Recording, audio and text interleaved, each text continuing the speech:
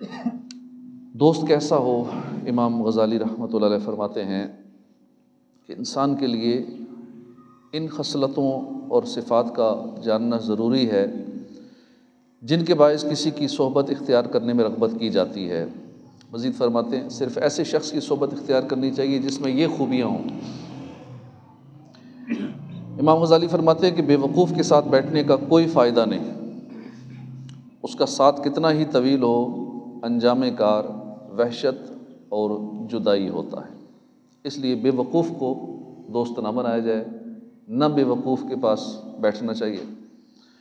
عقل مند کی صحبت اختیار کرنا اس لیے بھی ضروری ہے کہ بے وقوف شخص اگر تمہیں فائدہ پہنچانے، تمہاری مدد کرنے کا ارادہ کرتا ہے تو پھر بھی وہ نقصان ہی پہنچاتا ہے، اور اسے اس بات کا علم بھی نہیں ہوتا۔ کہا کیا گیا ہے، بے وقوف کی دوستی سے بچنا چاہیے۔ بے وقوف سے دوری اختیار کرنا اللہ کے قرب کا ذریعہ ہے۔ ایک شکاری ایک مرتبہ جنگل میں شکار کرنے گیا، اس نے دیکھا کہ وہاں ایک بندر ہے، اس بندر کے پاؤں میں کانٹا چبھا ہوا ہے۔ شکاری کو اس پہ ترس آ گیا، اس نے بندر کا کانٹا نکال دیا۔ بس اس ہمدردی کی وجہ سے بندر کی اسے دوستی ہو گئی۔ اب بندر شکاری کے ساتھ ہی رہنے لگا۔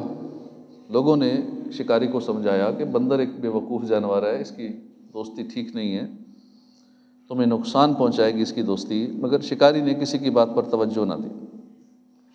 ایک دن یوں ہوا کہ شکاری سو رہا تھا، بندر اس کے قریب بیٹھا اسے ہوا دے رہا تھا۔ اچانک ایک مکھی کہیں سے آئی اور اس کے ناک پر بیٹھ گئی۔ بندر نے شکاری سے ہمدردی کرتے ہوئے مکھی کو اڑایا۔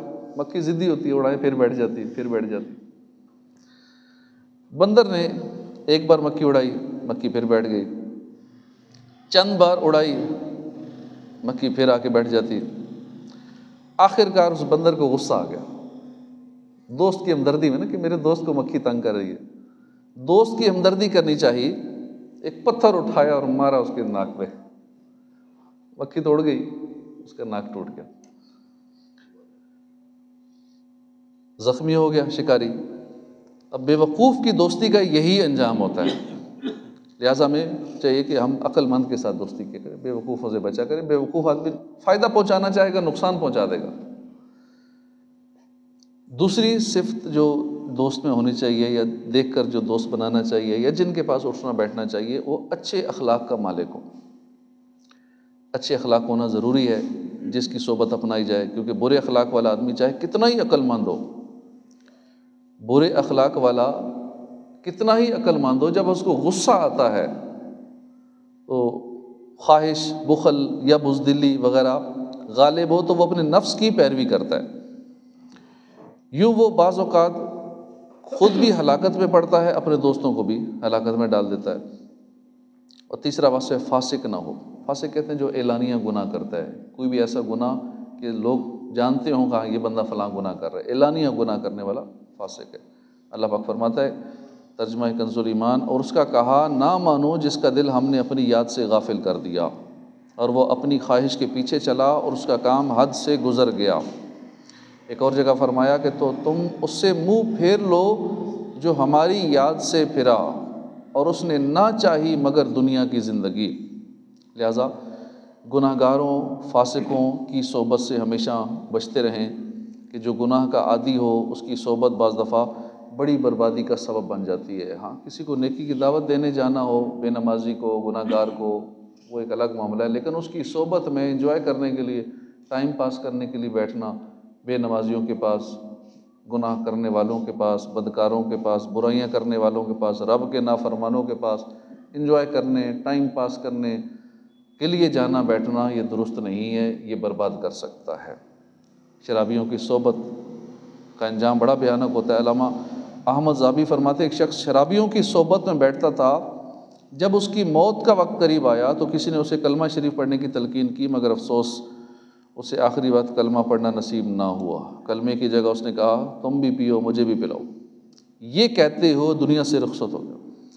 یوں ہی شطرنج کھیلنے والے کا آخری وقت آیا تو اسے کلمہ پڑھنے کی تلقین کی گئی، لگا دیں تو شطرنج کھیلنے والے کو جب کلمے کا کہا گیا تو اس نے کہا کہ شاہ کا یعنی تیرا بادشاہ، یہ کہتے ہی اس کا دم نکل گیا۔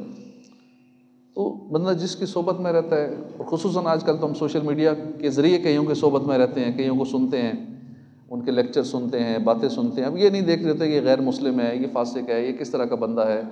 سنتے سنتے سنتے اس شخص کے لیے دل میں کوئی نہ کوئی جگہ بانی جاتی ہے، جس کی کوئی موٹیویشنل اسپیک اچھی لگتی ہے یا جس کی باتیں اچھی لگتی ہیں۔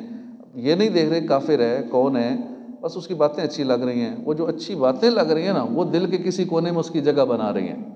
دل کے لیے کوئی، دل میں اس کے لیے کوئی محبت کا ایک کونا ہم نے رکھا ہوا ہے۔